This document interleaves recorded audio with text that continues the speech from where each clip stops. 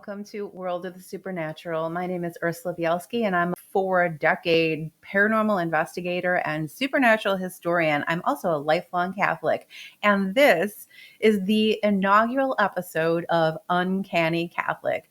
This is a segment that we're going to be doing regularly on the channel, looking at all sorts of creepy, weird things in the Catholic faith, and also looking at spooky, weird things out in the world through a Catholic lens. And I'm so glad that you're here with me for this inaugural episode. Lately, I have been looking deeply into the history and supernatural folklore of Loch Ness in the Scottish Highlands. As you probably know, if you've been reading the community posts, I have a new channel on YouTube called The Ghost Lorist, and I'll put a link for that down in the description. I have been a supernatural historian documenting true ghost stories for almost 40 years, and I love to also read stories aloud. So I'm reading my own work aloud on this new channel, and it's really interesting. I just take deep dives into different subjects in the world of the supernatural, whether they're haunted places or and other things like that in the supernatural. Last week, I did an episode on Loch Ness. And it was fascinating because I discovered that there is a very deep spiritual dimension to that whole entire area in the Scottish Highlands. And in fact, many people believe that the Loch Ness monster is not a physical being, that's thousands of years old or hundreds of years old, but a spiritual being. And it was very evocative for me of the work that I've been doing in UFO research, where many people are attempting to study UFOs and extraterrestrial encounters in this physical way. And yet they're clearly not physical objects or beings. And I go deeply into that, of course, in my book that's coming out this summer called The Devil in Dreamland, about Catholic faith, the occult, and UFOs. But I digress. I started to really look into this idea that the Loch Ness monster is a spiritual being and not a physical one. And I discovered that there was even an exorcism that was attempted by an English vicar who came to Loch Ness in 1973 and attempted to exorcise this, what he believed was a demon of Loch Ness that was manifesting as this water beast that's been seen in the modern era for over 100 years. We'll talk more about that in just a moment. But he actually performed an exorcism to rid this water spirit, this demonic spirit, from the loch.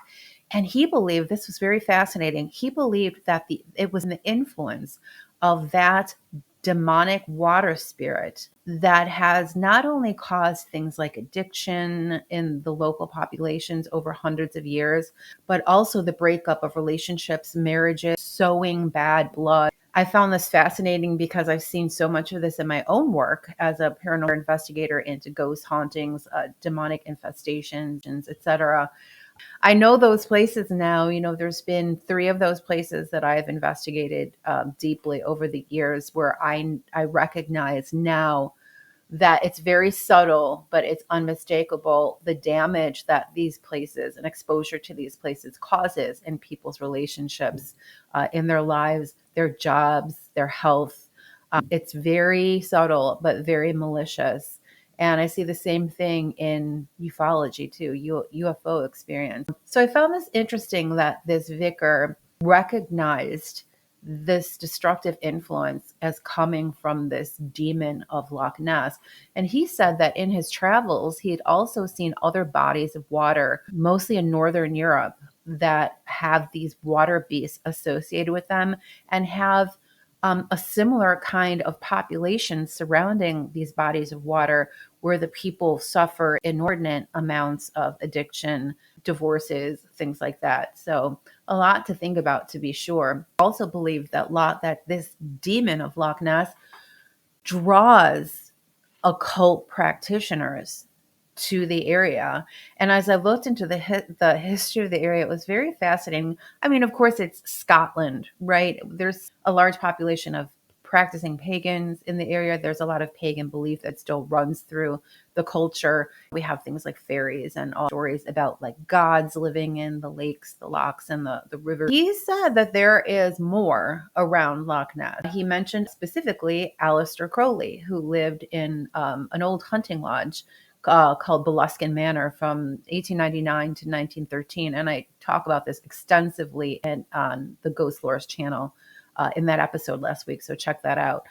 I'll put the link down below. He moved into Beluskin House to conduct this extensive ritual because he wanted to contact his so-called holy guardian angel, which is actually his higher self. It was a 6 months ritual that he undertook in this house, and he claimed that all of these demonic beings assembled at Beluskin Manor when he was doing the kind of warm up for the big ritual. And then he was famously called away in the middle of it. He left the door open without, closing this spiritual doorway that he'd opened for all these demonic entities to come in. After Crowley left, and there were other owners that came. One of them committed suicide. There were terrible tragedies that happened at Beluskin before Crowley came. Jimmy Page of Led Zeppelin bought the house in the early 1970s. And he said that, people would come to stay with him, expecting to stay for weeks or months, and they would just pack up and leave with no explanation. There was a caretaker that Page hired that said that he felt this incredible presence of evil in the house. So it seemed to go on. Page also drawn to Loch Ness because of Crowley. But this vicar believed that Crowley was drawn there by the Loch Ness monster, this demonic being. The vicar was saying that the Loch actually summoned Crowley to come to Loch Ness to practice his dark arts. A little different. I was fascinated also to find that there is a cemetery under Beluskin House, not under the house, but there's a little incline that the house is on.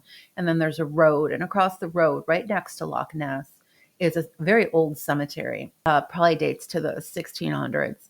There is a local story that there's a minister that's buried in the cemeteries. I believe it's Thomas Houston. The minister, according to legend, was called to Loch Ness to match wits with a local wizard who was raising people from the dead in Beluskin Cemetery.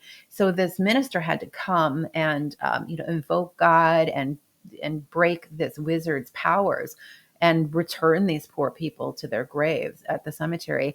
And it's really kind of touching because that minister is buried in Beluskin Cemetery today. The most interesting thing for us on Uncanny Catholic today is the fact that, there are the modern sightings of the Loch Ness Monster date to the late 19th century. Those were the first ones that we had documented. And then it really became a worldwide sensation around 1930, where we started to have these reports become known to people around the world.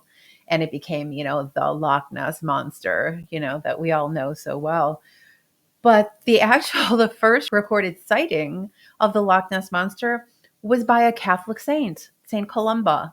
Saint Columba was an Irishman. He was born in a very wealthy Irish family. He had the best of one of the most prestigious clans in Ireland, and he had the best education a person could get from, the priests and the monks, and he learned Latin and all of the scriptures and everything else, writing. And he went on to found a number of monasteries in Ireland. So he had this charisma and this just attraction about him where everybody was attracted to him. And it's interesting because his life really mirrors a lot the life of Jesus himself. Even the miracles that he would go on to do were very evocative of the miracles that Jesus performed, such as, multiplying scarce amounts of food, banishing demons into animals, turning water into wine. So they're very specific things that were just like the things that Jesus did. And he had just this charisma, that was evocative of the charisma of Jesus too, where people just flocked to him and followed him wherever he went. But there was a problem that happened with St. Columba, and it was some dispute over a manuscript in one of his monasteries that he had founded. And there was a battle that actually broke out over this manuscript. And many people died in this battle. And Saint was so horrified he felt that he was behind this, kind of had incited it, that he decided to punish himself by doing penance for the rest of his life for what he had created here, this event. And so he banished himself from Ireland. He decided he was going to leave his homeland, which he absolutely loved, and never return. And he was going to go out into the world and spread Christianity outside of Ireland. So he took about a dozen of the monks from one of his monasteries, and he traveled to the Scottish Highlands. His intention was to convert the local pagan population, which they were known as the Picts. He found that these bands of pagans were following him wherever he went. They were listening with attention to what he was saying. He very quickly picked up their language and culture, so he was really able to relate to them. So it was really a kind of a phenomenon. And he started to establish monasteries throughout Scotland as well. And he was very pivotal in spreading Christianity throughout Scotland.